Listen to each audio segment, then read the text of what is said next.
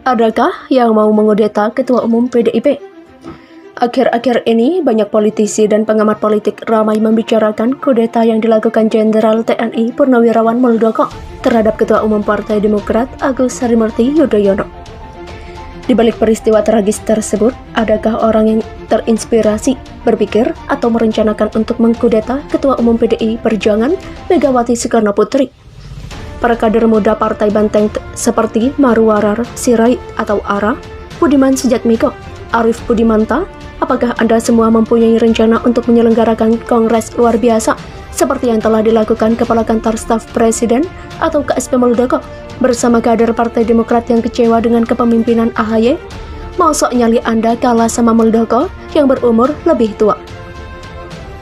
Pada 2014, Marwarar Sirait gagal menjadi Menkominfo karena tidak disetujui oleh Megawati. Menurut informasi di kalangan politisi PDIP waktu itu, ARA dituduh sebagai salah seorang kader muda di Partai Banteng yang hendak menggulirkan KLB PDIP. Oleh karena itu, meskipun ARA sudah berada di Istana Kepresidenan untuk dilantik Jokowi sebagai Menkominfo, terpaksa dibatalkan hanya gara-gara tidak disetujui pimpinan partainya. Padahal waktu itu, ARA sudah lengkap mengenakan kemeja putih. Sebagai gantinya, diangkatlah Rudiantara, seorang profesional di dunia komunikasi yang juga pernah menjadi direksi di perusahaan BUMN, yakni di PT Semen Gresik, sekarang PT Semen Indonesia, dan PT PLN. Tentu saja ARA merasa kecewa yang amat sangat. Waktu itu juga ARA segera meluncur dari Istana Kepresidenan menuju kediaman Ketua Umum PDIP di Jalan Teuku Umar, Jakarta. Dia mau menemui Megawati Soekarnoputri. Sayangnya, Ketua Umum PDIP tersebut tidak bisa ditemui Marwarar Sirait. Meskipun ARA adalah putra tokoh senior PDIP Sabam Sirait, namun kalau Megawati sudah marah dengan kadernya, hal itu tampaknya tidak bisa diampuni. Petugas partai, demikian juga Jokowi, walaupun dia sebagai presiden, tetapi di mata Megawati Soekarnoputri, dia tetap sebagai petugas partai. Oleh karena itu, kewenangan yang dimiliki Jokowi sebagai presiden sesungguhnya bersifat semu. Dalam kenyataannya, Jokowi tidak berdaya manakala berhadapan dengan Megawati. Sejak Jokowi menjadi presiden pada 2014, dalam berbagai kesempatan Megawati selalu menyatakan bahwa Jokowi adalah petugas partai. Atribut yang disandang inilah yang membatasi ruang gerak politik Jokowi sebagai presiden. Kembali kepada peristiwa politik dramatis KLB Partai Demokrat yang dilakukan KSP Muldoko. Banyak spekulasi yang menyebutkan bahwa Muldoko hanya berperan sebagai pelaksana kudeta terhadap Partai Demokrat, sementara mastermind-nya adalah Jokowi. Apalagi sampai sekarang Jokowi diam membisu atas perilaku bawahannya itu yang telah melakukan kudeta atas kepemimpinan AHY sebagai Ketua Umum Partai Demokrat. Diamnya presiden ini seolah mengonfirmasi dugaan bahwa Jokowi lah yang berada di balik KLB Partai Demokrat. KLB ini sesungguhnya tidak semata-mata untuk melengsarkan AHY sebagai Ketua Umum Partai Demokrat, tetapi juga bertujuan untuk mereduksi pengaruh Susilo Bambang Yudhoyono di Partai Demokrat. Spekulasi politik lain menyebutkan bahwa skenario KLB-PD ini merupakan bagian dari strategi PDIP dalam rangka semakin mengokohkan sebagai partai berkuasa menjelang pemilu 2024. Oleh karena itu kemudian dilakukan langkah politik untuk mengkerdilkan atau membonsai partai oposisi. Sejumlah pengamat menyebutkan Partai Keadilan Sejahtera atau PKS diperkirakan juga tidak akan luput dari operasi politik kotor yang akan dilakukan partai penguasa.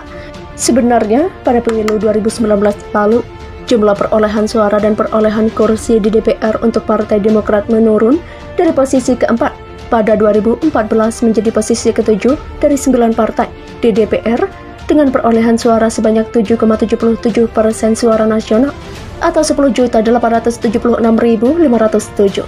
Namun hingga kini pengaruh SBY di partai berlambang Mercy itu masih sangat kuat. Oleh karena itu, PDIP berkepentingan untuk menghilangkan pengaruh Presiden RI ke-6 itu. Pelaksanaan KLB Partai Demokrat yang digelar Jumat 5 Maret 2021 lalu adalah untuk meruntuhkan kekuasaan SBY di Partai Demokrat. Mereka yang telah melakukan kudeta terhadap AHY bisa saja menyatakan bahwa langkah politik yang mereka lakukan itu untuk memutus dinasti politik.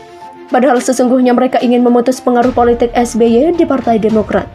Kalau benar politisi muda Indonesia saat ini risau dengan dinasti politik, maka PDIP juga merupakan parpol yang masih memperlakukan dinasti politik. Sejak akhir Orde Baru sampai sekarang, PDIP masih dipimpin oleh Megawati Soekarnoputri. Dia sudah lebih dari 20 tahun menjadi Ketua Umum PDIP. Apakah para politisi muda di PDIP tidak bosan dipimpin Megawati? Saya yakin masih banyak para kader muda dari politisi energik di PDIP yang masih memilih idealisme dan integritas, serta loyalitas kepada partai. Saya yakin para politisi muda di PDIP sudah paham implikasi dari adanya dinasti di tubuh parpol. Dinasti politik di tubuh parpol bisa menghambat regenerasi dan kaderisasi partai, apalagi sekarang usia Megawati sudah tidak muda lagi seperti dulu. Dia sudah berumur 74 tahun, lahir 23 Januari 1947, sementara SBY berumur 71 tahun, lahir 9 September 1949. SBY sebenarnya sudah mengalihkan tongkat kepemimpinan partai kepada kader muda yakni AHY. Kendati Ketua Umum PD ini adalah putranya sendiri. Sementara PDIP sampai sekarang masih dipimpin Ketua Umum yang sudah lanjut usia. Sangat boleh jadi Megawati sedang galau atau dilanda kebingungan. Apakah estafet politik akan diserahkan kepada Puan Maharani atau Prananda? Keduanya adalah putra-putri Megawati Soekarnoputri dari suami yang berbeda. Muhammad Prananda Prabowo, biasa dipanggil Prananda. Saat ini Prananda Prabowo dipercaya sebagai Ketua DPP PDIP bidang ekonomi kreatif periode 2019 sampai 2024. Sebelumnya ia menjabat sebagai Kepala Ruang Pengendali dan Analisis Situasi PDIP. Sosok yang satu ini tidak pernah muncul ke permukaan, apalagi tampil di media massa. Sebaliknya, Puan Maharani lebih banyak dikenal publik karena begitu Jokowi berkuasa pada 2014, dia langsung diangkat sebagai menteri meskipun banyak kalangan yang meragukan kemampuan dan kapasitasnya. Nah, pada periode kedua Jokowi sebagai presiden ini, Puan Maharani sengaja ditempatkan sebagai Ketua DPR RI. Meski Prananda tidak pernah muncul ke permukaan, namun di internal PDIP sendiri, dia memiliki faksi sendiri yang berbeda dengan kelompok Puan Maharani. Menurut seorang politikus, kepentingan politik Prananda dan Puan Maharani berbeda. Misalnya dalam kasus dugaan korupsi bansos yang melibatkan wakil bendahara PDIP, Juliari Batubara, lebih banyak terkait dengan kepentingan Puan Maharani dan kroninya.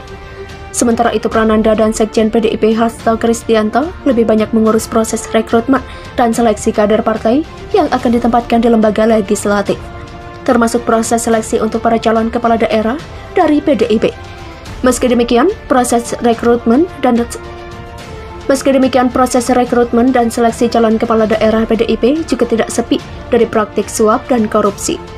Menurut catatan Setara Institut, kader PDIP menjadi penyumbang terbanyak dalam operasi tangkap tangan atau OTT KPK sepanjang 2018.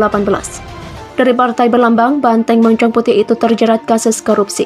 Kedelapan orang tersebut antara lain mantan Bupati Ngada Marianus Sai, mantan Bupati Bandung Barat Abu Bakar, mantan Bupati Purbalingga Tasdi, dan mantan Wali Kota Blitar Samanhudi Anwar. Kemudian yang lebih tragis adalah OTT KPK pada pekan terakhir November 2020 hingga pekan pertama Desember 2020. Hanya dalam waktu 10 hari, KPK sukses menjaring 3 kader PDIP.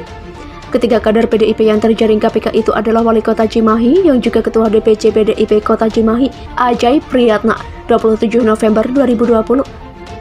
Bupati Banggai Laut yang juga Ketua DPC PDIP Banggai Laut, Weni Bukamo, 3 Desember, dan Menteri Sosial yang juga Wakil Bendahara Umum PDIP Juliari Batubara, 6 Desember. Sekjen PDIP Hasto Kristianto mengatakan, PDIP menghormati seluruh proses hukum yang sedang berlangsung. Hukum adalah jalan peradaban untuk menegakkan keadilan dan kebenaran. Siapapun wajib bekerja sama dengan upaya yang dilakukan oleh KPK tersebut. Demikian ujar Hasto sebagaimana dikutip dari laman resmi PDIP pada Minggu 6 Desember. Nah, dengan banyaknya kasus korupsi yang dilakukan kader PDIP, apakah ada di antara kader muda Partai Banteng ini yang berkeinginan menggelar KLB seperti yang dilakukan di tubuh Partai Demokrat? Kita tunggu saja keberanian dan nyali dari para politisi muda PDIP untuk bisa menggulingkan Megawati Soekarnoputri dari kursi Ketua Umum PDIP.